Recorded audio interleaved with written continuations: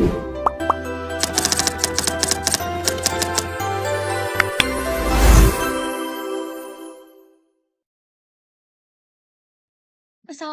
warahmatullahi wabarakatuh.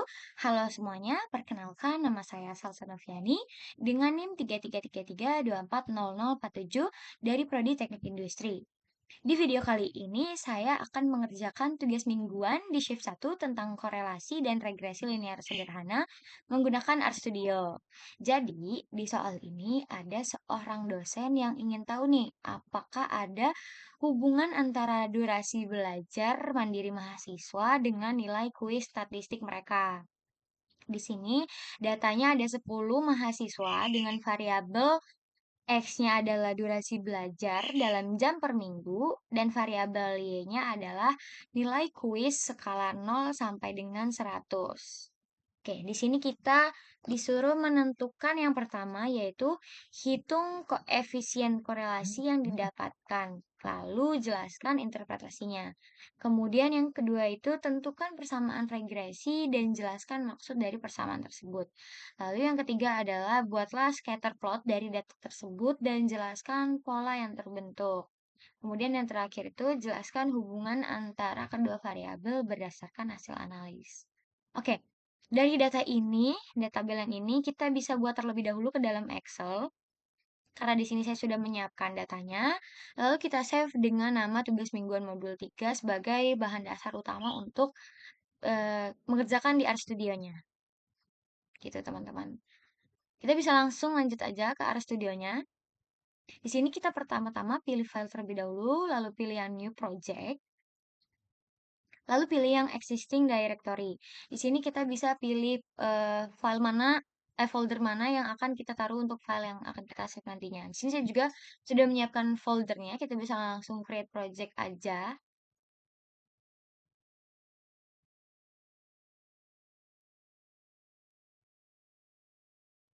Oke, di sini kita bisa langsung new script atau langsung Ctrl N juga bisa.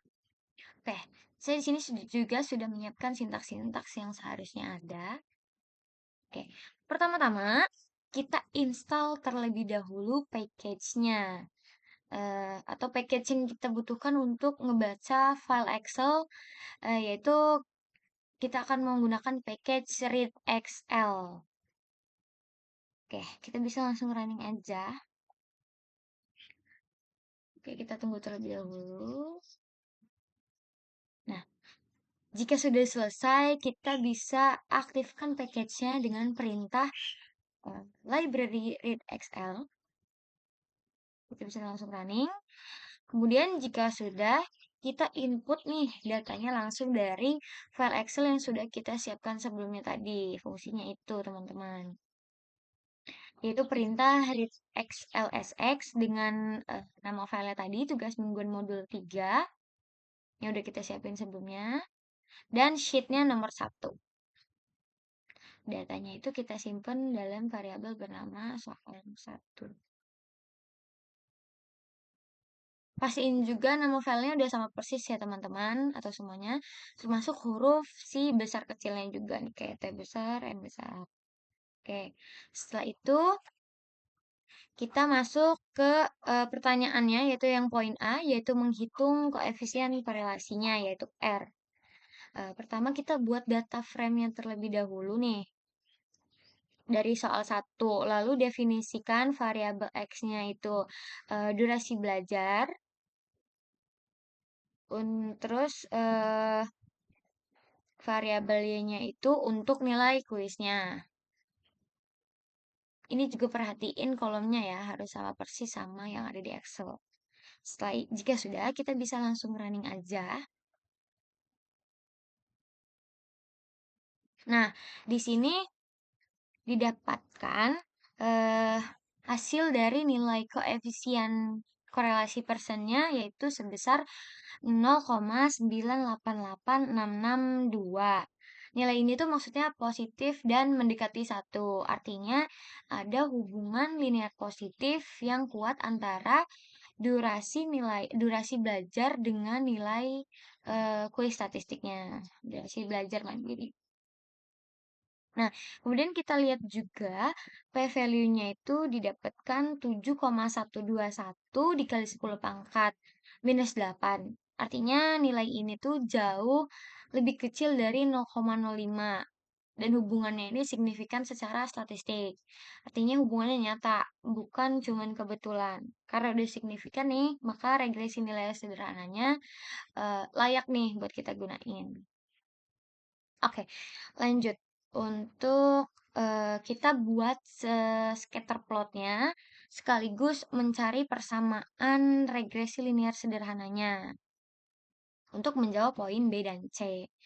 Kita jalanin atau running perintah plotnya dengan judul nilai kuis versus durasi belajar mandiri. Dengan sumbu X-nya itu kita kasih nama durasi belajar dalam jam per minggu. Kemudian untuk sumbu Y-nya itu kita kasih label atau judul nilai kuis.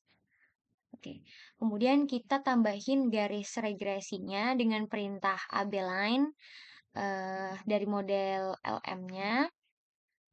Kemudian terakhir kita langsung running aja untuk ngedapetin persamaan regresinya.